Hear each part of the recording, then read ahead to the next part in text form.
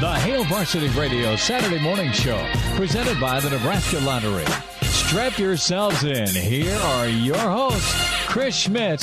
Y'all don't even know he was a virgin until he's 28, and now, roll tide. And Mark Cranack.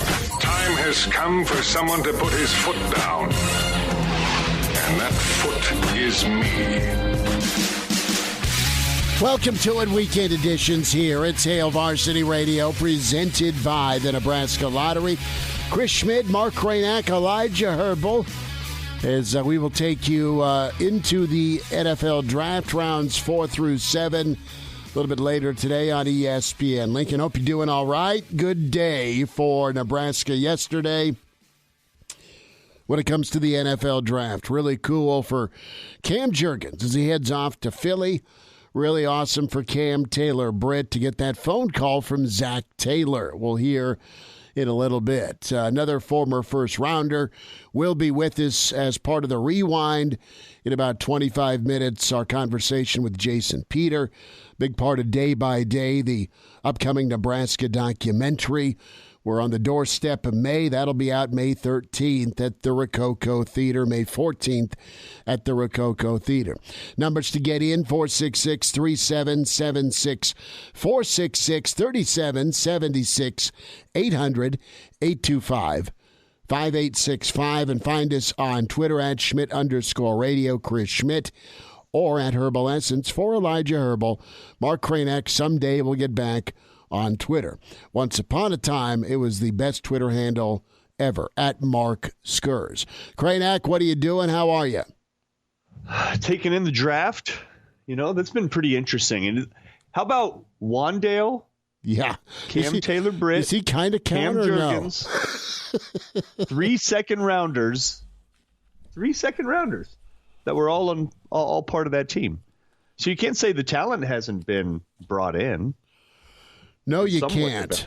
I mean, you look at 3 wins last year. You look at 3 and 5 in the COVID year, and COVID was screwy. So that is what it is. But man, you're right. But Cranack, I think what you saw with Jurgens and with Cam Taylor-Britt, and it's been detailed. Jacob Padilla's done a great job with his path to the draft. We talked to Jacob yesterday. You saw a couple of guys that were developed, really talented ball players. Where projected, were they? Right. Too. They saw Cam Jurgens in a role, projected him into a role. They saw Cam Taylor-Britt in a role, and Nebraska and both of these kids, I air quote kids, with their hard work and incredible ability, devoted themselves, and they have a chance to do what they love, continue to do what they love at a high level in the second round. And I know the drought has been bad for Nebraska with first-round picks.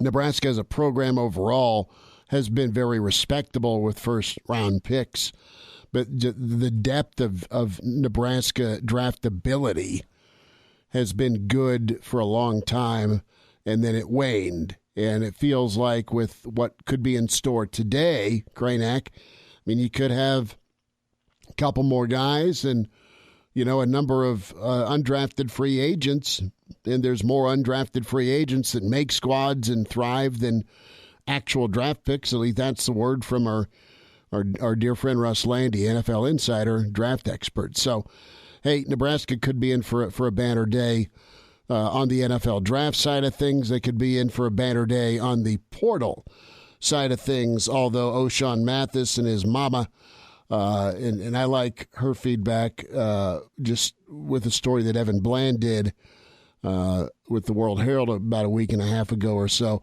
Love hearing from her. She's been on Twitter is where I'm going, and I don't know. Are you reading in? Is he staying at TCU? Is he going to Texas? Is Nebraska's positioned themselves well to have a guy land in Lincoln that will be hearing his name a year from now this time. So it's been a good weekend. It could be a great weekend. Then you got Austin and JoJo a little bit later today, potentially. Toure, like you mentioned. Yeah. Yep. Toure's got a good shot. I don't. Who knows about Mathis? But you better get some D linemen. Now, this was I wasn't here last weekend, so I can't remember exactly when the Casey Rogers news broke. I think it was Thursday or Friday. It's a blur, but yeah, the Casey Rogers. Yep. Yeah. So defensive line in particular, that bears watching right now, doesn't it? I mean, it was already going to be sort of a thin position that you're concerned about depth wise, and now it's like I'd say it's red alert. What if something happens to Ty Robinson? Put it that way. You bite your tongue.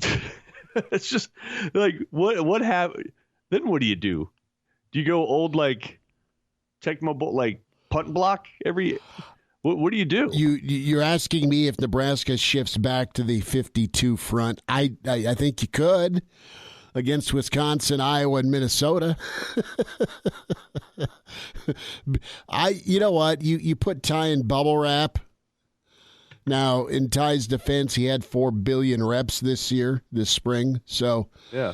And you've got, listen, I like the young talent they have.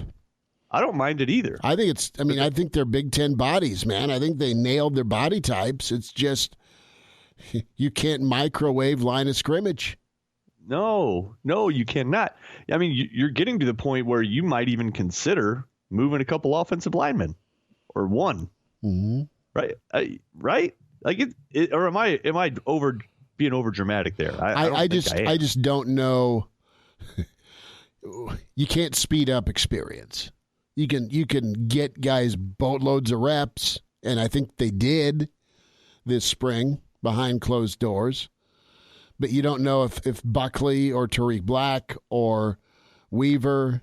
I mean, you feel like, okay, Nash got a little bit of the fire, right, against Wisconsin. Feast is Feast is a guy that is been on the radar, and he's been here. So, but you don't have a season under their belt. You don't even have, the second line rotation type. Because Nebraska, for years, it always, by the third or fourth series, here comes a couple of different guys that would go in to get some meaningful playing time, right? Well, you haven't had that because you've been down or in a dogfight. So you're going with your best and most experienced. I love that Nebraska got a receiver named Coldest. I like that you got Trey Palmer in the house. I feel like the skill positions are getting better. The running back position looks good. I feel like you have a capable offensive line, decent depth at tight end. You got a lot of pieces, but that one spot is just like, oh no. Is it all for nothing? Are we talking about all these things for nothing because every Big Ten team is just going to be like, let's just run it down their throat and break their will? I hope not. Well, as a dude, you when faced with that challenge, you need to respond, right? Because that's the worst way to go down in football. Is when someone lines up and smashes you for 4 quarters. But what is it with the Exodus? Like, what's happening in particular around that spot? Because it's not just Casey Rogers. I think, you had guys because you had DeAndre Thomas, and we spoke with D-Boogie this week, Damian Daniels. He's got an outside shot today. Yeah, I just think guys really like Coach T. And I'm not saying they don't like Dawson. I just think they really liked Coach T. Yeah, that's probably it. It's but it bears watching for sure. And it's a bit of a concern, but we're not going to focus on the negative, right? That's not what we do. How about Cincinnati becoming like Nebraska North? Yeah, or East. Here is the phone call from Zach Taylor to Cam Taylor. Brett Cam in his living room with all of his family, and from one Husker to another. Hello, Cam. Coach Taylor at the Bengals. Hey, how you doing, Coach? You ready to come to Cincinnati? Man, let's make it happen. All right, man. We're going to submit your name right now. Yes, sir. All right. We're excited about you. Can't wait to get you back over here, okay? Just about 2 weeks we saw you, so we're fired up. Yes, sir. Let's get to work, man. All right, man. See you soon. Yes, sir.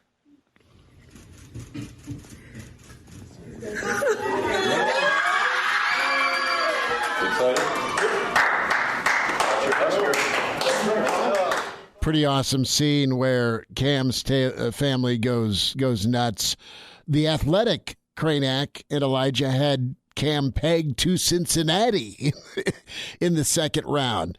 We've been talking to Searles leading up to the draft, and he totally called his shot. He's like, dude, Philadelphia is going to get Cam Jurgens behind Kelsey. So that's really awesome. Back to Ochaun Mathis for a second.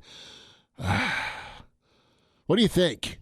I mean, you look at Ochaun's mom posting Mike Dawson's resume, and then Bo Davis's draft picks at Alabama and Texas, and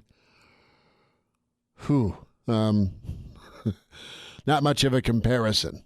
I've pumped up the numbers of Dawson's 2019 New York Giants with their sack total, 36, as he was the outside linebackers coach. That was 22nd in the NFL. I will say the 22nd in the NFL is a far cry from where they were in 2018. Just saying that. But Nebraska's pitch, Cranack today to Ochaun, it absolutely is about Ochaun's ability to play against the best in the Big Ten, week in, week out, versus the Big 12. Help this program get over the finish line, be that dude off the edge, and have a chance via NIL to take care of your family short term, produce, and then take care of your family long term with a nice contract. But you do it week in, week out with incredible opportunities against some of the best on the offensive line you will see week in, week out in the Big Ten. It's not the SEC. Ochaun's not looking for an SEC school that put 34 guys into the draft the first 3 rounds. The Big Ten was second with 21, and you had all sorts, not just Ohio State wide receivers, but you had all sorts of edge guys and offensive linemen go from the Big Ten. Big Ten week in, week out is a nice runway for you if you want to go play pro football. Did we lose him? Have him back now. Okay. I'm here, yeah. You look at the comparison that his mom posted, and it's a spreadsheet. And it's from 2006 to 2021. What is Mike Dawson's resume in terms of draft picks or in terms of what he did in the NFL? And essentially, he's had 2 defensive linemen drafted. 2. And that was in 2020, in the 6th round and the 7th round. Both Davis twins. And then you compare it to Bo Davis. Now, granted, he was at Alabama a long time. He was at Washington. He's got a lot of first and second rounders. A ton. Like a ton. Yeah. It's not even close. Not really a fair fight. And I'll say this. You do have a stint where Dawson couldn't go get any NFL guys because he was in the NFL. Yeah, completely. So if they're basing it just off that, who knows? But here's the situation. You look at conference-wise, who's putting people into the league, and where's the Big 12 at right now? What are they like? I think 7 picks so far through 3 rounds? Yeah. Compared to 21 for the Big 10? It wasn't good. Yeah, compared 21 for the Big 10. I think SEC is like at 30 or 34 or something like that. So, I mean, the NFL is looking at SEC and Big 10 football first, and then all the rest. And there's a pretty good distance between those top 2 conferences and the others. Mm-hmm. I mean, the Big 12 only had like 7. The AAC got like 10. right? More than the Big 12. I mean, come on. 5 of those are from Cincinnati, though. So sure. Well, right. And 5 are that from tells you something, right? Like 5 are from Georgia too. Georgia had as many first-round picks as the Big Ten. Just about craziness. The talent, though, is consolidated into the top 2 conferences, which earn the most money. Look, either way, the kid will have a good shot, right? If he wants to stay close to home, you understand it. But, he's not the only defensive lineman that Nebraska's in on. There's also a kid from Texas Tech. Devin Drew. More of an inside player. Devin Drew. And next month, Nebraska will also have Lamar Goods from Florida visiting. Here's another thing. So you saw that Damian Jackson and Chris, why do I forget his last name? Walker. From Lincoln East. I shouldn't forget it. Thank you, Chris Walker. Mm-hmm.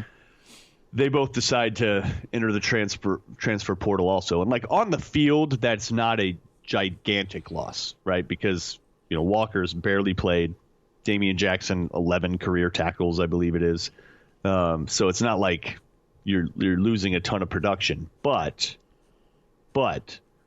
from a leadership standpoint, there's no question who was running the weight room, right? It was Jackson and Walker. Mm-hmm. Those guys are monsters. Say what you want about whatever they did on the field or not, but monsters that set a tone. And you can go on and on about Damian Jackson's, history and his leadership skills, his unique experience, being a former Navy SEAL. But that also bears watching too. It's a legitimate sea change happening in Nebraska right now, and it's all happening quickly, and the season's coming on you quickly. I mean, dude, it's May basically. You're playing in 3.5 months, and you're not, you got some issues at defensive line right now, and you just lost your kind of all season weight room guys. You lost those leaders. Doesn't mean you can't fill it, but it's a change for sure. And who's going to pick up that slack? Couple that with people like Cam Taylor-Britt. He definitely set a tone in terms of work and approach. JoJo Doman did the same thing. Austin Allen was a big-time leader. You didn't just lose talent. You lost a ton of just leadership, glue guys that kind of kept stuff together. And you wonder where that's all going to come from and how that's all going to settle. I think you have people like Garrett Nelson that you can count on to fill that void. On the defensive side of the ball, Casey Thompson has walked in and is seemingly doing all the right things too. Heck, Samori Toure was another guy that, set a really good tone and practiced hard all the time and all that, even though he was a newer transfer. But it's a total sea change at Nebraska. It's from a leadership standpoint, from a trenches standpoint, skill positions, quarterback.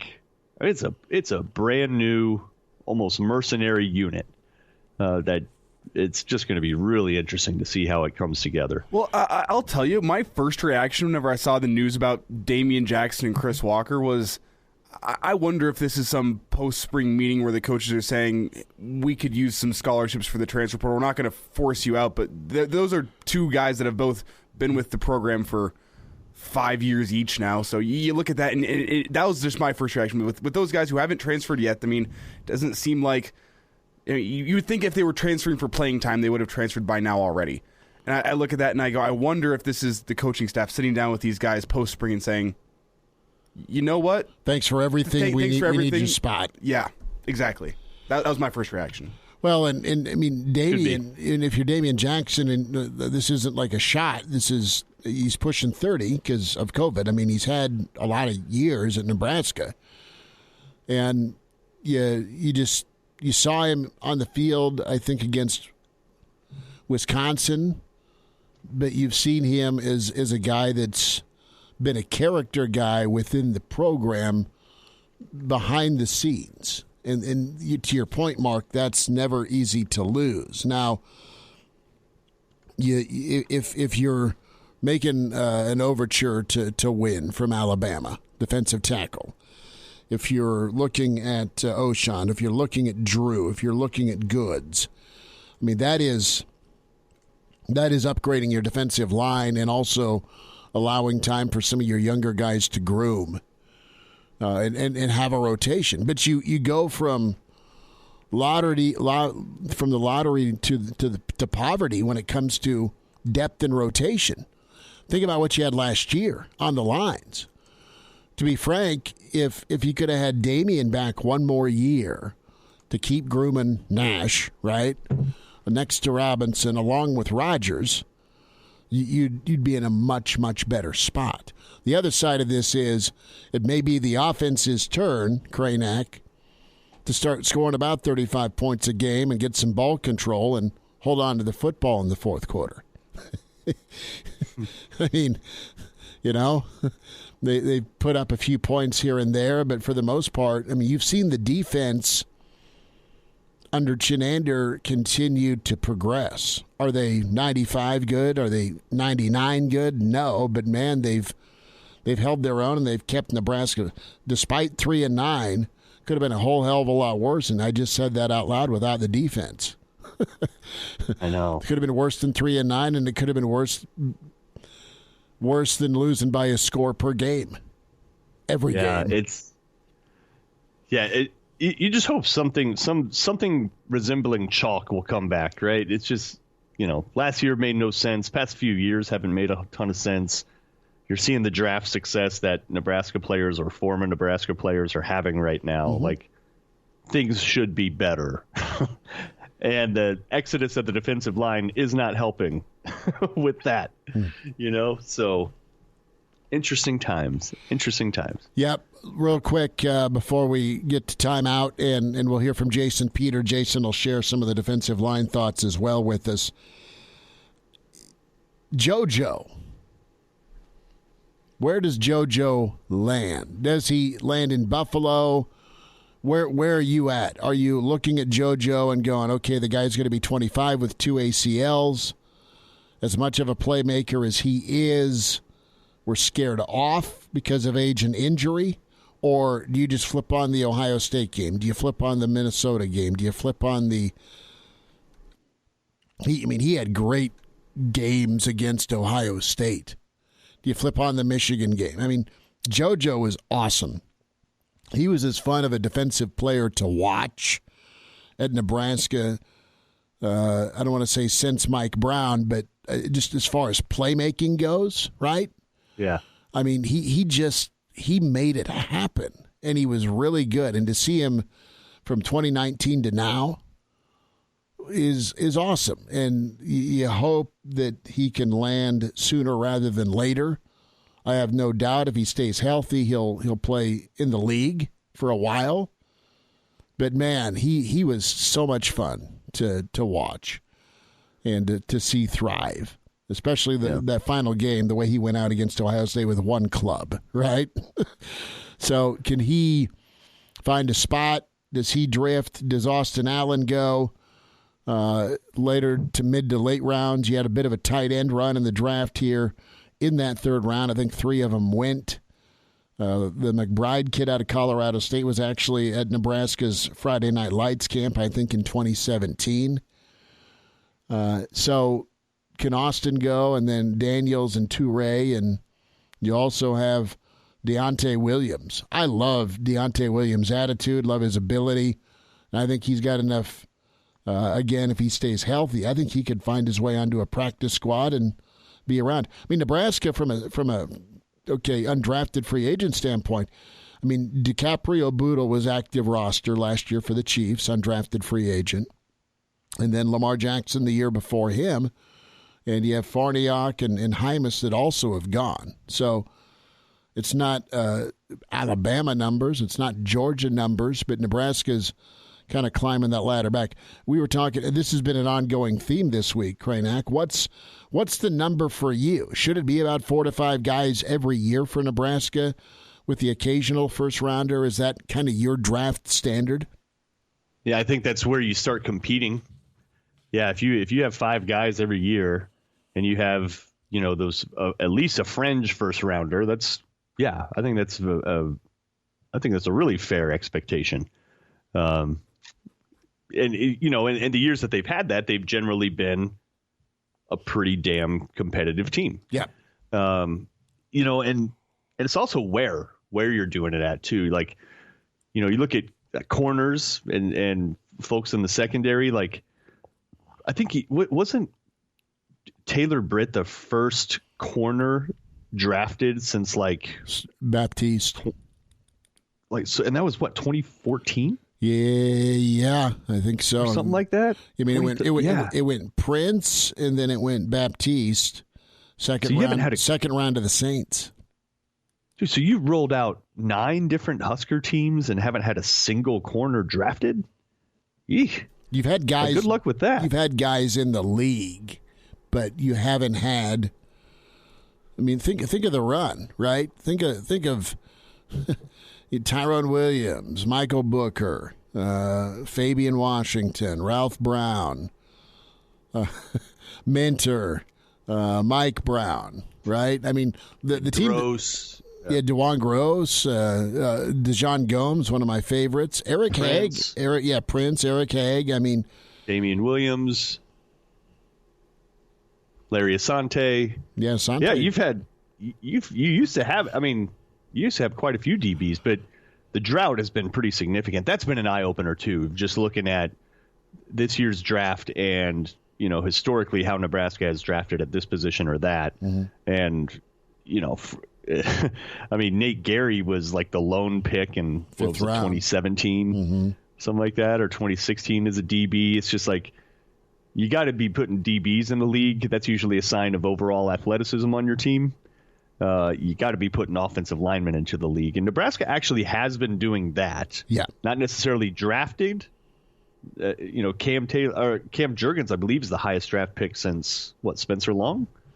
Spencer was third. He's the highest draft pick altogether since 2011, since Prince Amukamara, which is, I believe, a shocking stat. The fact that he's ahead of guys like Amir Abdullah, Randy Gregory, and in draft position is kind of varies by year, with talent in the draft. But I think it's completely shocking that Cam was the highest pick since 2011. That just seems, I don't know, I can't believe there hasn't been a guy higher than 51. Says a lot. I mean, it's translatable. Mark Kranak and Chris Schmidt, along with Elijah Herbal. It's the weekend edition of Hail Varsity Radio. Plenty more to get to as we'll get some thoughts from Brandon Vogel next hour on Ochaun Mathis. Get his take on the Huskers in the draft. Yet to hear their name, and those that did hear their name. And the Iron Horse, Gary Sharp, will be back by. Get his take on some of the teams that did well, how the Big Ten projects, and also a recap. So, and Chris, we haven't even talked about Keonale Akana transferring. What is John Cook doing? John Cook is so loaded with talent, you got to wait. All right. No, Keonale's incredible, but it's kind of like the old, okay, well, we've got this quarterback here that's going to play for 2 years. You can hang out or go somewhere else. All falling apart. That's what it is. I know you were frustrated with that. The Keonale call is good. We talked a little bit Thursday with Vogues about it, but you can get a little bit further in depth with that. Rewind is next. Our sit down with Jason Peter, day by day, and the Husker defensive line. Weekend edition of Hail Varsity continues, presented by the Nebraska Lottery.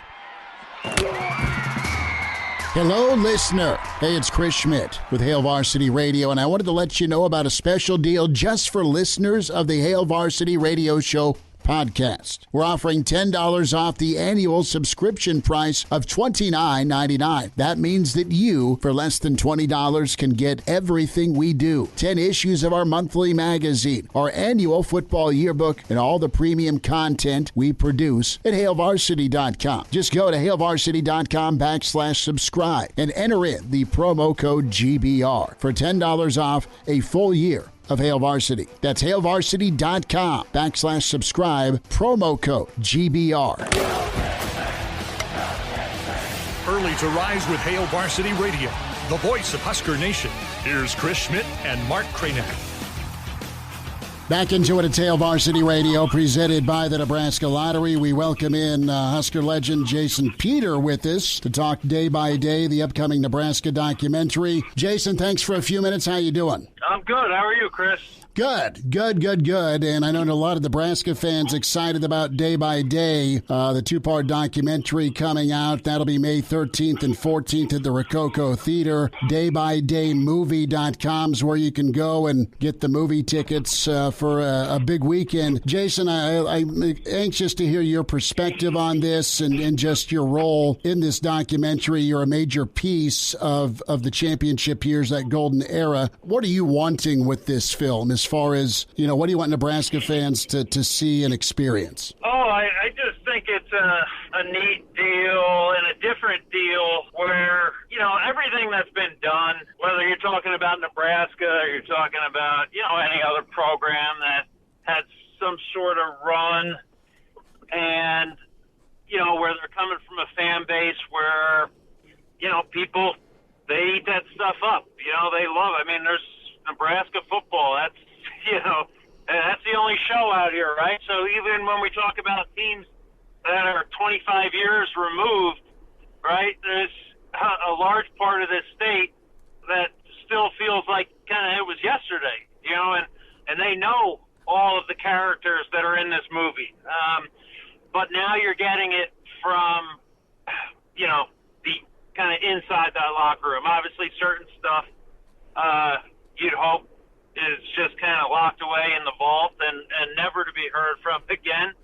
But for a lot of the stuff that went on, back then, you're kind of gonna hear about it firsthand, right out of the horse's mouth here. And guys are gonna tell you kind of exactly how it was or what was going through their heads. So it will be a much different perspective than I think, most documentaries that are made out there, just, not just in Nebraska football, but in sports in general, I think. Jason Peter is with us, Hail Varsity Radio. Find him on Twitter at Jason Peter. Day by Day, the documentary, May 13th and 14th at the Rococo. And be sure to log on and get your tickets today, DayByDayMovie.com. Coach Osborne talked a lot about chemistry. What did you notice the first time you stepped in that locker room, Jason, with the team you were joining? Yeah, I mean, it was an intimidating thing, much different than now. And obviously being down there and helping out, the way I have over the last couple of years, you kind of get to see how freshmen, walk into the locker room. And it's different. You kind of were just, you didn't want to be, quote unquote noticed, back then. You just kind of wanted to go with the flow. You wanted to have to do everything, but you kind of didn't want to be noticed, because if you were noticed, well, there was a good chance that, the older guys were going to make some sort of example out of you, whether it's, in good nature, sort of fun, or if, they think that you're a little too cocky for, 17, 18 years old, then it will be a different approach than sort of, those welcoming arms that people like to talk about. So, it was intimidating, and it was this high-powered machine that was moving at the time. It wasn't about, I guess there was somewhat of the trying to get over the hump, in a lot of ways with trying to, beat some of those Florida teams. Nebraska was at a point where back then they would kind of, run the table in the Big Eight, get themselves to the Orange Bowl, and then, 9 out of 10 times they were kind of getting run off the field, by a Florida or a Miami, Florida State, and I was fortunate, that I kind of stepped into this thing right as there was like almost a changing of the guards and kind of this idea that losing any game is not acceptable. the goal was to win them all. And I know every team kind of can say that going in, but that was the truth. It was there was this firm belief, this firm mindset that we weren't going to lose to anybody. And if you were a guy that was okay with losing a game or two games, then chances are you were not going to fit in this crew. It was the only standard, the bar that was set was having a zero under that L column, and that was just the way that it was. Jason Peter, a couple more minutes with us. Day by Day, the documentary on Nebraska football, the incredible run, 60-3. The Rococo Theater, May 13th and 14th. More showings, of course. DayByDayMovie.com is where you go get your tickets. And Husker legend Jason Peter joining us to talk about the documentary. Jason, do you remember kind of a come to Jesus in the locker room, either giving one or receiving one? Well, you kind of had to. There was this little saying where you had to kind of pay rent.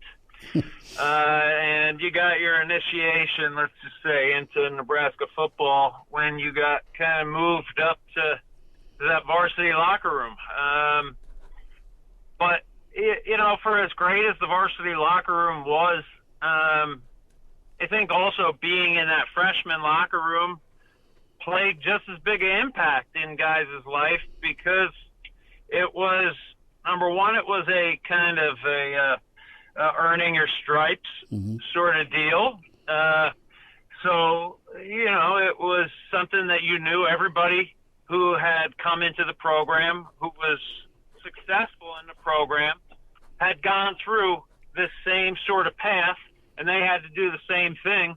But then it also made you kind of appreciate, the varsity locker room and being up in that sort of being part of that brotherhood, because back then it was, that freshman locker room. I mean, you got to know your fellow freshman teammates real well. You kind of, you knew where guys had birthmarks, where you wished you didn't know that information. You knew whether their moms and dads taught them to wipe front to back or back to front. I mean, you were up close and personal with everybody. There were no there were no doors on the stalls. Come to think of it, there were no stalls. It was just wow. It was. I'm guessing it was, kind of like the military, where it was just, head after head after head after head. And that was it. But, when you got up there and you kind of got the nod of approval that, hey, okay, Jason Peters getting moved up into the varsity locker room today, or Grant Wistrom, or, Jay Foreman, whoever, it was like, it was a big day, and it was another step. All these benchmarks that you have, over the course of your time here at Nebraska, and certainly getting moved up into that varsity locker room was one of them. Jason, we'll get you out of here on this. Thanks for the time. It's great to catch up again. Your time as a volunteer coach down at Nebraska and working with all the kids, how rewarding has it been for you? And just touch on the D-line and some of the talent in that room. Oh, it's great, Got a really great group of kids. I'm not going to come on and say all this, stuff that people have kind of been hearing for the last few years. I mean, all I can tell you is what I see. And, you got good kids that are working hard. No matter what anybody else thinks out there, they're not wanting to lose. They're not trying to lose. It's a progression, almost you think back to when Bo was here and he used to talk about, the process, and people got tired of the process, right? But there's a lot of truth in that. It is a process, and not to say that, winning 9 games or losing 9 games by 6 points or whatever is part of that process. It's seeing these kids go out, and each day we're asking them, be better than they were yesterday. And if they can come out and they can do that, that's all you can really ask, is that they're better today than they were yesterday. And obviously there are days where, practice you feel like isn't great. I don't care if you're talking about 95 Huskers or you're talking about the 2022 Huskers. Bad practices are part of the deal. You just got to be able to recognize that it was bad and recognize, the things that made it bad and make sure that it doesn't happen again. But, it's like I said, a group of good kids. Obviously, nothing is without, it's never an easy path. Mm-hmm. And, obviously leading up into this season, it's kind of, gotten difficult here, with some of the choices that some guys have made, but this is the deal. You can only roll with the guys that want to be here. And the guys that want to be here, I wouldn't want to trade them for anything in the world, because they know what it takes. They never complain. They want to win more than anybody. I can guarantee you that. No matter if there's 5 people in Memorial Stadium or if there's 90,000 people in Memorial Stadium, nobody wants to win more than those kids that are dressed in the uniforms. And for the most part, they do everything that we ask them to do in preparation for those wins. So, it's one of those things. I hate to say, you just kind of hope, you don't want to ever wait for the light or wait for us to get over that hump. You got to force yourself to get over that hump. And, a big part of it is leadership, and that's something obviously that myself, and Jay Foreman have been kind of helping with me with that as well, with building that leadership, so that the team can kind of run itself. You want it so that inner leadership, those guys, whether it's the 4 captains or, it's the 15 or however many seniors you have, those guys, they all got to take ownership. And when they take ownership in the thing and it means more to you, you're willing to go that extra mile and do the extra things that nobody wants to do. And, it's something I always tell them. It's like, what do you do? It's easy when the cameras are here, or we got, fans in to watch a game, a spring game or whatever. I said, but what do you do when nobody's looking, when nobody's watching? I go, because that's what separates, the chumps from the champs. And it's just a matter of getting more guys, continuing to find guys that, think that way and operate that way. It's not about the glory. It's not about the articles. It's not about, the Twitter love and all that stuff. It's about the guys in that locker room and playing for one another. And then ultimately on Saturdays, you're going out and you're playing for, the 80,000 people that are in that stadium. Well said. Jason Peter, day by day. Jason, a part of the documentary. A lot of Nebraska fans excited to see it. What are you shooting today on 18? Golf days are over. My body's too jacked up, Now it's just about teaching the young with the kids. And was never good enough to be a teacher anyway at golf. So I'll leave that to the pros. But geez, with all this wind out here, in Nebraska lately, it can't be fun to be playing golf. It's a challenge for sure. Jason, best to you. Thanks for a few minutes today. Anytime, Chris. Talk to you later. Hello, listener. This is Brandon Vogel, managing editor of Hail Varsity, and I wanted to let you know about a special deal just for listeners of the Hail Varsity Radio Show podcast. We're offering $10 off the annual subscription price of $29.99. That means that you, for less than $20, can get everything we produce, 10 issues of our monthly magazine, our annual football yearbook, and all of the premium content we produce at HailVarsity.com. Just go to HailVarsity.com/subscribe and enter the promo code GBR for $10 off a full year of Hail Varsity. That's HailVarsity.com/subscribe, promo code GBR. The Hail Varsity Radio Saturday Morning Show, presented by the Nebraska Lottery. Strap yourselves in. Here are your hosts, Chris Schmidt. Y'all don't even know he was a virgin until he's 28, and now, roll tide. And Mark Cranack. Time has come for someone to put his foot down. And that foot is me. Back at it. Hour 2, weekend edition, Hail Varsity Radio, presented by the Nebraska Lottery. Chris Schmidt, Mark Cranack, Elijah Herbal, and thanks to Jason Peter, the Rewind segment to get us into the last part of this first hour. Loaded up here. Brandon Vogel this hour, Gary Sharp this hour, and maybe Brandon Vogel's little man, Junior, has ran out and bought a Cincinnati jersey, just because that's turning into Nebraska North. Vogues, how we doing? I'm doing pretty well. How are you? We're good. It was funny. It was out at dinner last night with Mama and Junior, and Cam Jurgens gets drafted by Philly. I've already heard from my pastor, who's from that region and a big Eagles fan, so he's smiling.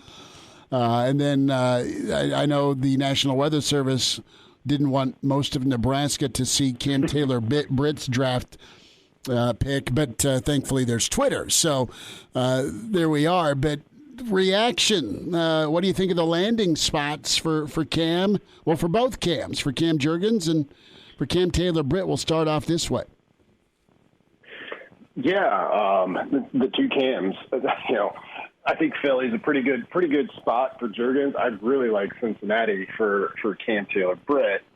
Anytime you can join a organization that is, well, in the spot where the Bengals left off last year, I think that's good. And with the connections Nebraska has, I mean, I know that there's literally no stone left unturned with these guys, but it always feels a little bit nicer than even just getting to fulfill the dream of playing professional football when there's at least, there's the Zach Taylor connection, and you got a couple others on that Cincinnati squad. So should be, they'll probably, Bengals grew a lot in popularity when they went on their run in the state of Nebraska. That's not slowing down anytime soon. Brandon Vogel is with us on Hail Varsity Radio. What do you make of Kelsey's comments about Cam Jurgens and just how similar their games are, and how he essentially told the Eagles to draft him so he could be his protege? Yeah, pretty impressive. Those comments were one of the better, the draft is a good Twitter event. One of the better tweets for draft-related content that I saw. I mean, it's strange. I think there'll always be a little pang of, remorse for Husker fans, because you knew Cam Jurgens had a super, super high ceiling. Part of the reason he moved to the position he moved to, and you saw flashes of it, and maybe you saw even more flashes of it, and it got overshadowed a little bit by the fact that, Nebraska's record didn't follow along with it. But for a homegrown guy, I think Husker fans will still take plenty of pleasure in his pro career if it unfolds the way that it could, if he reaches that potential, because it was there. We saw it from time to time. You just wish it had been a little bit more of a quote unquote, I guess, slam dunk at Nebraska. And that's, no criticism of Cam himself on that front. Nope, Cam will work well, get mentored well, and Philadelphia has killed it, right? I look at what Detroit's done, I look at what Philly's done, and I think both have had, you get Davis and Dean along with Cam Jurgens. I mean, that's a heck of a good draft, and should we just plan on the entire defensive side of the ball from Georgia being drafted? Pretty much. And I mean, I was thinking about that a little bit this morning. So, Georgia's got that group this year and obviously won a national title. And, Alabama had their, Alabama's a fixture at this point, but, I don't remember what year it was, but they had that year where they just had an insane amount of guys go in the top 10 or the first round. Ohio State has had one of those years recently, and you just look at that, and it's such a different level. For Nebraska, having Jurgens and Taylor Britt go as early as they did, good news, but it kind of sent me back. We could probably tally up Nebraska's last decade of draft history, and definitely not equal, what when an Alabama, a Georgia, or Ohio State goes on one of these runs where they get that special class or special group of guys that all come together, and you just kind of end up dominating the first 2 days of the draft almost on your own. It lets you know, like, there's such a different level out there for some of these teams, and it's really, really hard to reach. So hopefully Georgia fans are enjoying it, though I guess it's a good news, bad news situation, right? Because that means all those guys are gone. Brandon Vogel with us on Hail Varsity Radio. Let's go back to Cam Taylor-Britt, and he caught a little bit of the fans' ire with how the season started and the the punt return that don't say it never was, the punt return that never was. Excuse me, at in the opening game against Illinois. But in terms of his performance against top flight wide receivers, wow. I mean, that had to have been the thing that put him over the top, right? Like Chris Olave, Garrett Wilson, Jahan Dotson, all three of those guys, first rounders. And I can't remember a game where David Bell, go to him. I can't remember a game where Taylor-Britt got just owned by any of those guys, and he faced some really good competition. Yeah, he did, and the punt return sticks out because Nebraska's season kind of felt that way for him from that point on. Like, if things had flipped and turned around, I think we would have been able to focus more on, oh, hey, did you notice that this first round or second round or third round wide receiver had his quietest day of the season, happened to be against Cam Taylor-Britt. Like, and, the Big Ten continues to show itself well. SEC still leads the way, of course, but you look at it from that perspective, you had Ohio State on the schedule with that group of wide receivers. Your secondary was in for a day. And Cam Taylor-Britt played well. I think it was in the first 50 picks or so where those kind of top four pass rushers from the Big Ten had all come off the board. Nebraska played all of them. The Big Ten, in terms of its ability to put players in the NFL, is sort of it's the SEC and the Big Ten, and then everybody else. So pretty impressive, almost no matter where you look. But I do think Taylor-Britt maybe existed in the shadows a little more than his performance should have dictated. Brendan, give me your level of surprise that Nebraska, when it's all said and done here, ended up with 2 second-round picks after this season, where they ended up going 3-9, and you have, guys ending up all over the draft board with Cam Jurgens. It feels like whenever he announced he was coming out, you thought maybe 4th or 5th round guy, and he ends up being a 2nd-round guy. And same with Cam Taylor-Britt. Well, what's your surprise level that Nebraska ends up with 2 guys in the 2nd round, and they also have their highest draft pick since 2011? Yeah, and because ESPN showed a Nebraska highlight first, and he played more years at Nebraska than Kentucky, I'm counting Wan'Dale Robinson, too. I was going to say, vote. So he's part of that 3.5 over-under? It really came down to the highlight. If it had been Kentucky highlight first, I would have been like, okay, we got to let this go. But no, I mean, this is always a tricky thing with the draft. And, I view this as good news for Nebraska's football program overall. But you still look at that, and this kind of goes back to what I was talking about with, Ohio State, Georgia, Alabama. There's just like such another level. And, having good players is obviously great. 3 good players, the draft so often for me, more than anything, kind of reinforces how much of a team game this is, particularly, well, maybe not particularly at the college level, but there's so much more to it. Now, if you said, okay, you can lock a 2nd-round center, a 2nd-round corner, and, in this fantasy world where Wan'Dale Robinson is a Nebraska alum with no complications, a 2nd-round wide receiver, you do it every time. But it just indicates to me that there's more to winning college football games than pure talent. It gets you a long way. Everything with the draft kind of becomes which side of the coin do you want to look at, and you'll see people happily take both sides of that, where you could look at this and say, you got these guys going as high as they're going, you should win more games, which, I think we could all agree Nebraska should have won more games than it has at this moment. But you could also take it back to 2018 when Nebraska had no draft picks and say, well, at least there's this. So it just kind of depends on what mindset I think you come into things with. Brandon Vogel. Go ahead, Krennic. Sorry about that. Brandon Vogel on Hail Varsity Radio on Saturday morning edition. Let's extend that fantasy world and add Breece Hall, who the running back at Iowa State that, from a lot of reports, wanted to come to Nebraska. That recruitment kind of fell through and didn't work out. He goes 36 overall to the Jets. But no, we don't have to spend a lot of time there. But I do want to ask about how much of this we always said that Nebraska should be a developmental program, and Nebraska's strength and conditioning under Zach Duvall was roundly welcomed and lauded when he came on board, and he's got a brilliant history. And then you look at where all of Nebraska's draft prospects tested, and they all tested really well, and that helps their draft stock as much of anything.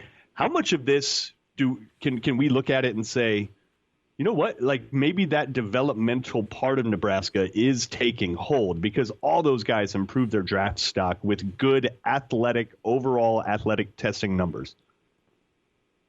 Yeah, it matters so much, in the draft. Like you gotta pass the meetings, and you've got to be able to be a smart football player. But there's just there's no substitute for kind of sheer athleticism. And I think when you kind of combine that with, to go to Elijah's question, like, what do you make of the record and this performance? Well, it indicates to me that you've got some guys who, were just athletic at the highest level. And you definitely got to take some of that, give some credit to the players for wherever they came in at. Cam Jurgens was a guy who, went out to the high school combines and kind of killed it. He was somebody everybody could kind of see like, oh, this could be pretty special. Cam Taylor-Britt wasn't necessarily. And JoJo Doman, at the time that he came in, who knew he was going to be kind of the jackknife player and, battle through a couple of injuries and super athletic as well. So I do kind of give some credit here to Nebraska's, developmental program, strength and conditioning. There's just, they've got some athletes and it kind of reinforces again for me, like, that's good. You want that. You want as many of those guys that you can have. There's still a couple other ingredients out there that Nebraska's trying to find when it comes to winning football games. Vogues, I mean, this just speaks to me about Nebraska being right with their projections. They projected Cam to be a playmaker on the defensive side of the ball as a quarterback out of high school. They projected to put on a ton of weight for Cam Jurgens, moving from tight end to center. They projected a guy like, to put a role, the JoJo role that Nebraska's trying to replicate moving forward in this defense where it's a hybrid situation, edge coverage, run support, the old weak side JoJo Doman TFL on 2nd and 9, right? I mean, just how he'd snake in there, and make the tackle. So that should give Nebraska fans some confidence despite the record that, okay, here's 3 examples and 3 draft picks of Nebraska's blueprint for an individual really going to plan. I think that's important. Let's switch gears from the draft to Ochaun Watch, and it could be a great weekend, folks, about 3 o'clock. What's your read on Mama Mathis's tweets? What's your read on Nebraska's shot? They are positioned to they're right there. They've gone all Don Draper, bless their heart, and they're under consideration. Yeah, if Mom were deciding, I think I would just delete all my research and be like, I think we know which way this is going to go. But And to what degree, that carries the most amount of weight, who knows? Chuck Klosterman once wrote, the probability of everything is 50-50. Either it will happen or it won't happen. And that's kind of where I'm at with this one. It helps when you're down to literally two teams, I guess. He's obviously a really accomplished player. I think the most immediate, man, it would be good for Nebraska to get into the college football news cycle for a little bit on draft day when people are thinking football anyway. For landing what most outlets, I think, rank as one of, if not the best available transfer out there. And, the need on the defensive line has only come into sharper focus over the past week or so for Nebraska. So I don't know if the Huskers are the favorite there. I've kind of gone back and forth. I thought maybe towards the end of this week that maybe they were. Yesterday didn't help that. I'll put it that way. So I go into, anxiously await 3 o'clock, kind of looking at it as almost a 50-50 proposition. Brandon, let's switch over to volleyball as we got to look at the Nebraska Cornhuskers against Kansas in the spring match last weekend in Grand Island, and couple things to hit on. So I think one of the first ones is Maddie Kubik. How would you assess maybe the difference in her game, her power from the fall to what you saw against Kansas last weekend? Yeah, pretty impressive. And, they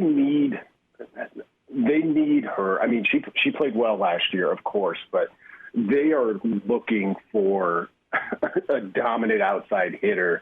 And it wasn't something they had all the time last year. And, Maddie is a player who plays all 6 rotations, which makes, you're not one of those people who are just 6'7", and that's what you do. So I think that makes it a little bit more difficult. But if she can become, a kind of Michaela Fecky type, where it's just like, well, this game's getting tough. The chips are down. Where we're going to go when we absolutely need a kill. Can she become that? I think that her spring game showing was an encouraging sign, because for as good as she has been up to this point, Nebraska probably hasn't really had that person since Michaela finished her career. If they're going to get where they want to go, if they're going to get to Omaha, they probably need that piece of it. And then what do you make of Keonale Akana entering the transfer portal? And for folks that may not follow it, she was part of the Legion of Boom, I think they called it, in the back row, Nebraska's defensive set with Kinsey Knuckles, Alexi Rodriguez, who's, All-American. And then Akana, also probably Nebraska's best server. And she elects to hit the transfer portal. What does that portend for Nicklin Hames and maybe what her role will now evolve into? Because she seemed like she was going to be the odd one out and she was comfortable with it, but this changes that significantly. Yeah, she could potentially, step into that back row role. I think defensively, I think she's got the strength. The biggest thing is it really, and Nicklin's a very good server as well. It's just, as you said, Keonale was probably their best server. So it puts extra focus on that, and I think you will see Nicklin have to put some focus on that and kind of fill that role a little bit more, assuming everything plays out the way it could.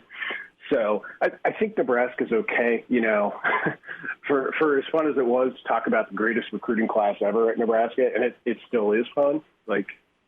We knew this at the time, but we're just seeing it now, basically 2 years later. It's going to make things complicated in some cases. I mean, Nicklin Hames is doing something entirely unconventional, coming back for reasons that she has explained, and makes some sense once you hear about it a little bit. But it's strange for a returning starting center to basically say, I'm okay, kind of paving the way or seeding ground to the next generation there. With Akana, I think it's not that she wasn't okay with that, but she just, it seems to me like the chance to be a libero and be that person for a team had some appeal for her. Brandon, last thought before we get you out of here. Got to get your reaction to the news that Damian Jackson and Chris Walker have entered their names into the transfer portal.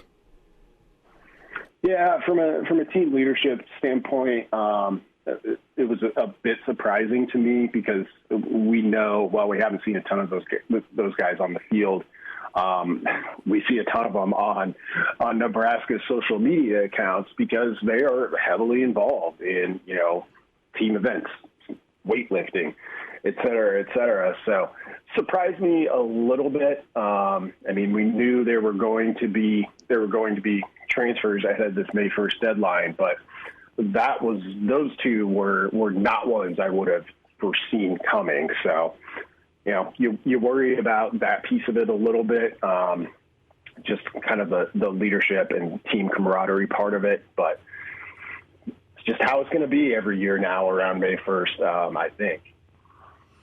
Vogues, enjoy your weekend. Get Junior that Bears jersey now that you're drafting, and we'll do it again next Saturday. Thanks for the time. Sounds good. Thanks, guys. There he is, Brandon Vogel, managing editor, HailVarsity.com, and magazine at Brandon L. Vogel on Twitter. This has been out since last night, but Cranack, Jordan Addison looking to transfer from Pitt. USC a possible destination. Yeah, the Biletnikoff winner. Guy. He had, 1,500 plus yards? Almost 1,600 and then 17 touchdowns. Yeah, and Mark Whipple's offense. Kenny Pickett, of course, the quarterback who went in the first round to the Steelers. And, Pat Narduzzi's pissed, of course he the head is. coach at Pitt, because it's opened up this whole thing about tampering where, people were just kind of, hey, Jordan, we got a pot of money sitting here for you with NIL. Jordan, have you been to Hollywood? Yeah, right? So, and look, I wonder if Nebraska has an outside shot here. There's been no reports that they would, but there's obviously the connection to Whipple. You got to think they Addison, at least are in contact. Right. Well, yeah, and Addison knows, hey, man, Whipple's offense, I'll get the ball. So, he knows that unequivocally that would happen. So, yeah, that's one worth watching. Biletnikoff winner is on the transfer market. Well, and the more that we zoom out on Lincoln Riley and the rating that went on in Norman, and now this, tampering seems to be like a PhD part of Lincoln Riley. Well, but it's also one of those things where it's like, don't hate the player, hate the game. And that's where things are moving. And Lincoln Riley's kind of out in front of it. Is it a little shady, a little seedy? Of course. But I think as we're seeing, it's rampant. And Riley was one of the first movers, and there doesn't seem to be any kind of NCAA recourse. It doesn't appear like tampering is even a thing anymore because of NIL. It'd be awesome to sit down and just over a beer and just get the straight up tampering true Hollywood story from a Nebraska perspective with all the kids that have left. How much was tampering? How much was unhappiness? How much was fit? How much was whiff? Yeah. And I'd love to know. It's only going to grow. That's the thing, is that this is the very early stages of this new world. There's still people getting their NIL infrastructure set up and trying to experiment with it and figure out, what is the market? The market now is to hire an agent, and if you don't get a sweet NIL deal, you leave the University of Miami basketball program for another school, because that happened this week. But what is the market, right? So for whatever you can wide get, receiver. whatever you can get. Well, if you're a Biletnikoff winner and against high level competition, Jordan Addison, it is. Well, let's talk what the market probably is for Ochaun Mathis. Right. Ochaun Mathis is between $250,000 and $500,000 conservatively. Yeah, see, but those things haven't entirely settled yet. It's 8 figures for a quarterback, allegedly. Yeah, right. But those things haven't entirely settled yet. Like, is that sustainable, for instance? That might be what the market's saying now. You've got a bubble right now to go get what you can get before there's some recourse. Yeah, but it's going to settle. Like, at some point, there will be a pretty legitimate range for here's what a top-flight running back's worth, here's what a top-flight receiver's worth, et cetera. Right now, it's all over the place. Well, are the prices different than what they used to be, is my question. And then what's the structure of those deals? Yeah, there you go. I'm serious. What's the structure of those deals? How sustainable is it?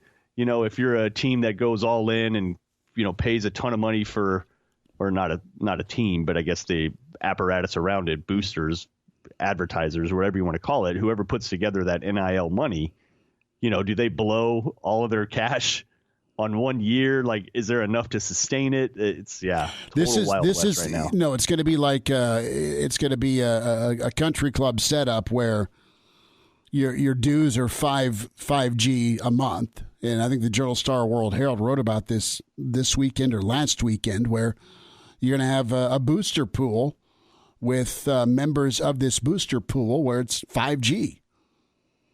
Yep. And what does that do? What does that do, though, to the money that's typically donated directly to the university? It shifts, right? Which allows you to do some cool things with the athletic experience there, build new facilities, update facilities, launch entire programs. You got to figure out who's in the cheese and wine crowd in the world of academia, and you got to figure out who's a jock. Yep. And so you may have fundraising infighting at schools. The building's not going to go to a new computer lab anymore, Cranack. Well, no, it's going to go to a new cold tub,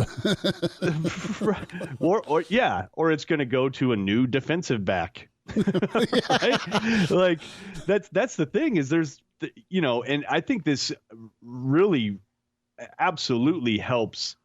It's a rich get richer kind of thing. So your blue bloods, they're well heeled. Mm-hmm. They're going to be able to play in this game. They're going to be able to set the market.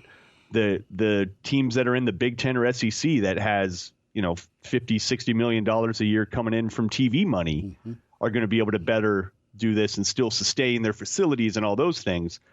I mean, I think it's just going to make the SEC and the Big Ten richer. And then whatever blue bloods have been sleepwalking for a while, I think you'll see them reemerge because they have so much money behind them, even like a Tennessee. Well, either stay in the coma or wake up from the coma. Let's get to Gary Sharp. A quick timeout. Hail Varsity Weekend continues, presented by the Nebraska Lottery. Pardon the interruption, but I'd like to save you some money.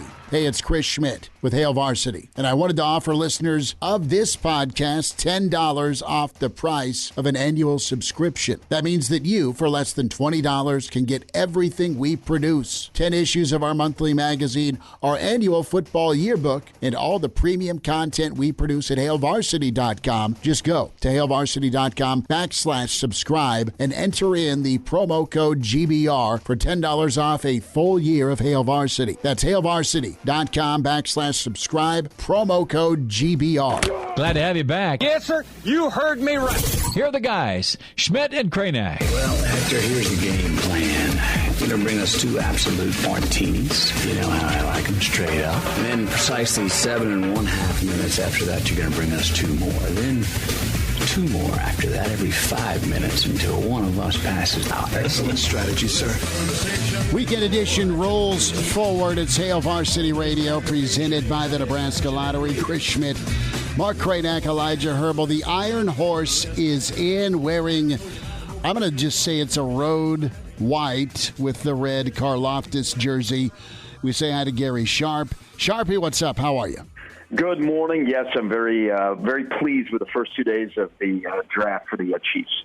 You should be. Oh, man. I mean, I know it hurts without Hill, but man, you're making some chicken salad, and I love the Karlaftis pick. Keeping with the jersey theme at 3:05 today, what jersey or hat is Ochaun Mathis wearing? Please get the crystal ball out. Well, you know what? I've gone back and forth here. I first, when this all started, he showed up in Lincoln. I thought, if you're pretty solid on Texas, why are you coming to Lincoln? And then, the whole discussion about the need and name, image, likeness, or I've renamed it, guys, pay for play, because that's what we have to call it, because essentially that's what it is right now, is, okay, what's he searching for? And then as this has gone on and it's stretched out to today, I've gone back and forth. For the longest time I thought, well, why would he not go to Texas? Because he's been there numerous times. His former head coach is there. I'm watching his mom in a Texas chat room answer questions. She's very active on Twitter, as Nebraska fans found out the other day. And then as the week has closed in, you hear more and more stories about what Nebraska has offered. Now, this is where it gets uncomfortable if you love the sport of college football, because whatever happens today and the decision he makes is going to involve money. It's going to involve the pay for play and who has the better package for him, even though if you think about it, if he wants to go to the NFL, the Big 12 produced zero first-round picks. If he wants to play a position that shows better for the NFL in a conference that will run right at you, and you've got to stop the run, you got to play in space, you got to rush the quarterback, it's called the Big 10. We all want him to say, hey, he's coming to Nebraska because it's going to better him as a football player. But you have to be comfortable today, whether Nebraska gets a commitment from Ochaun Mathis or not, it's coming down to what benefits him in the pocketbook the most. Brandon Vogel, no, you're not Brandon Vogel. Did you know that? You're actually Gary Sharp. I'm checking. Yeah. I'm checking. Yeah, check your ID real quick, just to confirm.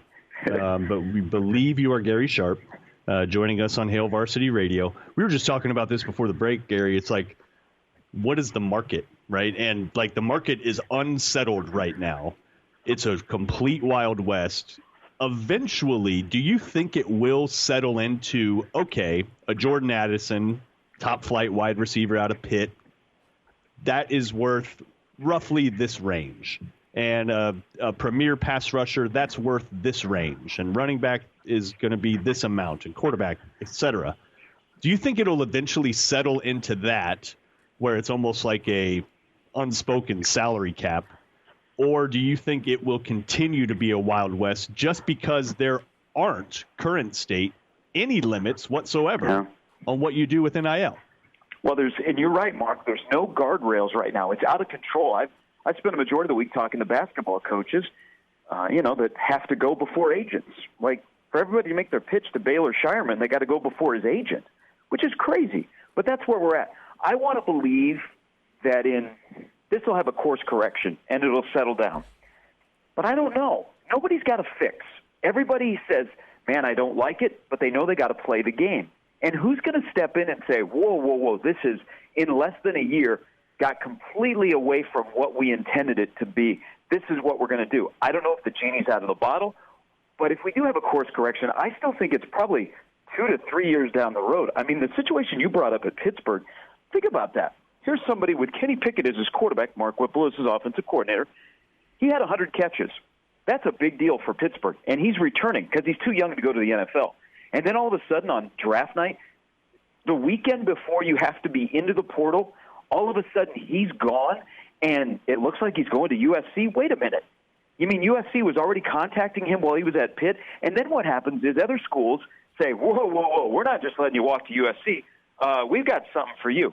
That's wrong. That is so away from what this was supposed to be, and I don't know how soon that's going to change. I want to believe that in a couple of years it will, but for right now, man, if you're not playing the game, you can say, I hate the system, but you got to play the game. And I'm sure that's what Nebraska is doing here with Ochaun Mathis. They're like, this is not the spirit of college football, but we got a position of need. He's a good player. We got to go get him, so let's play the game. Now, to answer the previous question, as of right now, my gut is telling me that I think he comes to Nebraska. Gary Sharp with us, Weekend Edition, Hail Varsity Radio. And Sharpie, you got to either adapt or die with this new landscape. And Nebraska can play the game. Nebraska has the fan base. Nebraska has the boosters. Now, I think from a bidding war, you're going to be hard-pressed to outbid a Texas or a Texas A&M or even USC because of Hollywood connections. But Nebraska can hold their own and offer some things more than money. and also, yes, offer perks with NIL. And Nebraska's been ahead mile marker wise when it comes to forethought with NIL. I mean, they've embraced it. You've got the Blake Lawrences of the world that have helped kind of further it in a responsible way with how he approaches it. And I think Nebraska's in a better spot than most schools. I'm interested here with Mathis and just his, not only his use, but what he does for Nebraska's defense aside from the obvious, and that's go kill the quarterback. What's the domino effect with what we presume's coming back for 2022? Well, first and foremost, he's not Randy Gregory. I think he's a good football player. He's a good pass rusher. It's a little bit different in the Big Ten because you're going to have to stop the run as well because they're going to come right at you.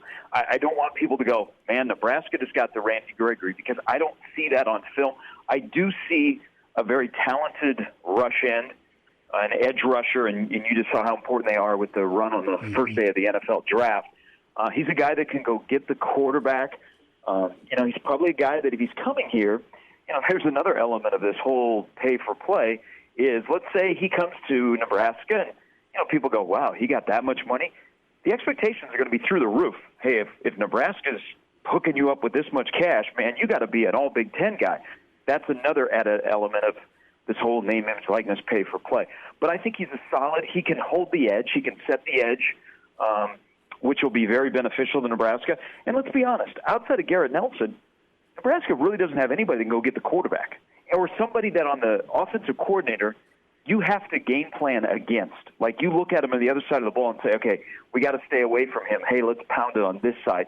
He's one of those guys that I think can put a thought in your head as an offensive coordinator, is we have to account for him. But he's a position of need for Nebraska. Nebraska needs to get to the quarterback. They haven't been able to do it. But the expectations, he's not Randy Gregory, but I think he's somebody that can factor in and probably give you 5 to 6 sacks this upcoming season with Garrett Nelson on the other side. Gary Sharp is with us on Hail Varsity Radio. Okay, you can kind of approach this a couple ways, and I don't think teams will really figure this out for another couple years, but if you're running a program, do you go the capitalist route where you get the top-end elite guys and you kind of pay them whatever they want and then make do with everybody else? Or do you go more of a socialist route where everybody gets some? Everybody gets a piece. Right? Are you a commie bastard? Well, a commie is everybody has got a ceiling. All right, so I don't think communist is going to work here. But seriously, I really think that you're going to have to kind of pick a model and go with it, right? Because it's not like the funds are unlimited at any of these programs, and it just feels like all the blue bloods, are all the ones that are well heeled, like a Tennessee, a Florida, of Nebraska, Alabama, USC, all those ones that got tons of booster money, they're going to be the winners here. But it's how do you do it, right? How do you just do you blow all your money in 1 year, right? And then what does that do to your facility upgrades? And there's so many ripple effects here. But if you were running a program, Gary, which method would you take, the capitalist route or the socialist route? Well, I would take the route, and this is where life kicks in. I mean, real life is, if you generate money for the company, don't you deserve to be paid more? Don't you deserve at some point to go and say, hey, I've generated a lot of cash for you, a lot of opportunities. Are you going to take care of me? And I think that's the way to go in this, because if you try and spread it out, and here's the thing. At a place like Nebraska, if Nebraska wins, everybody gets taken care of, all the way down to the fourth-string left tackle. I mean, everybody gets taken care of if you're winning at a place like Nebraska, because it is Nebraska football. But there is a structure of importance and a structure of, this is somebody who does this for us, this for us, this for us. So I don't think a blanket, everybody gets the same in this current setup. This guy's worth this guy's worth this guy's worth this. And if you're saying, hey, what about me as a third-string guy? I'll say, hey, you want to be practicing football in December? That guy is helping us. You haven't done that yet. But when you do that, you're going to get taken care of as well. Sharpie, I think what Switzer started with his company or his oversight down in Norman, I think the baseline's $50,000 a kid, right? So maybe the move forward is to have a baseline for everybody, have a pool for everybody, have a air quote minimum wage, right? That is 10 times, 5 times, 3 times what you're getting now scholarship wise. And then for the whales, you have your signing bonus. I mean, until this thing course corrects, maybe that's how it's stacked. I don't know. I have no idea. Guys, it's like as we talk about this, and there's college basketball programs locally that you get $40K and every starter gets a car. I'm thinking, wow, not too long ago we were outraged if someone was caught with a car. It's a very uncomfortable conversation if you love college sports, because that's been your outlet, and it's kind of been the amateur, but it's been shifting to more of a professional model. But I don't think anybody in their right mind thought it would be 0 to 60 into a full professional model like it is. I don't know what the answer is, guys. We all have ideas. But here's the scary thing about all of this, and going back to a question Mark brought up earlier, is course correction. When does this settle down? Who does it? Who steps up and takes over? This is a sport that doesn't have, in football, doesn't have a commissioner. It's an organization that the NCAA's power is less and less, and it's more power for the conference commissioner. I think we're in a weird time, and I think it makes a lot of coaches uncomfortable. They know they got to play the game, but they don't want to play the game. But I think we need to listen closely to the Sabans and the Sweeneys, and you might go, man, I don't know about that. They are in it, and they're talking, and I think we need to listen, because I can't wait, guys, at 3 o'clock today, whether he chooses Nebraska or not, what the reaction is going to be, because it's going to do a lot with money instead of opportunity and to further develop yourself and get to the league. And people are not going to be good with that, even if you're the side that wins. Ochaun Mathis at 3 o'clock saying, I'm coming to play for you next year. Sharpie, last thought, a couple of minutes before we say goodbye. To the draft we go, where Ochaun wants to hear his name in a year. Reaction real quick to the Nebraska picks, Cam and Cam Taylor-Britt, and then flipping it forward to day 3 now with some more prospects from the Big Red that could hear their name. Great for Cam Jurgens. I thought that both Cams would definitely go yesterday. Cam goes to an ideal spot. Jason Kelsey is in his last year, and he'll be able to mentor him. And, Cam, I think, is going to have a long career in the NFL.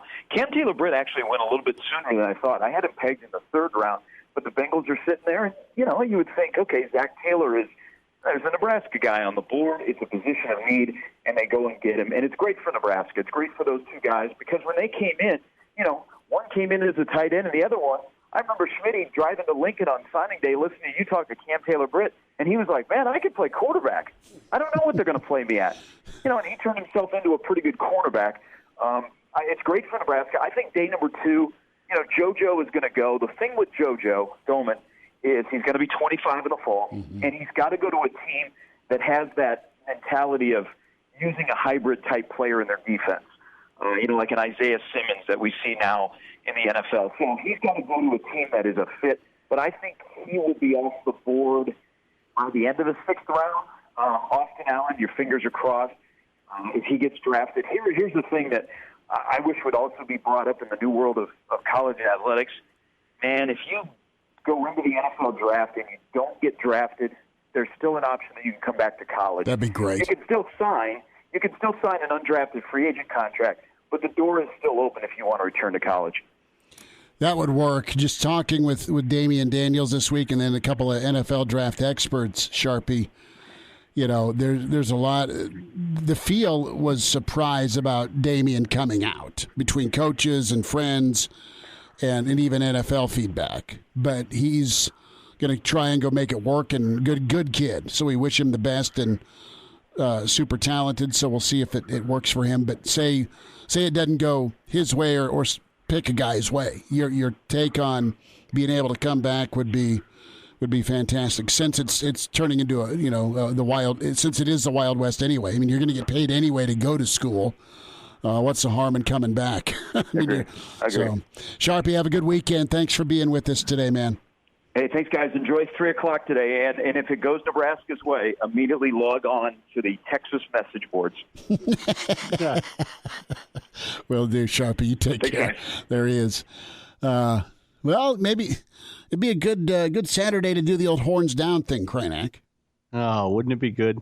Yep. Yeah, we'll see it. That never hurts my feelings when you may have won the battle with with that whole Big 12 control thing and the Big 12 championship game in '96 and the extra second against Sue and the crew. But the war was won today by Nebraska with Ochaun Mathis. Is that the attitude? He'll give us 7 sacks and for a 5-win team. So take that, Texas. Gee, dude, come on. I'm playing the odds here. We'll talk to you on Monday. Take care and get the podcast, iTunes, Spotify, Google Play, Hail Varsity Radio. A Hurrdat Media Production.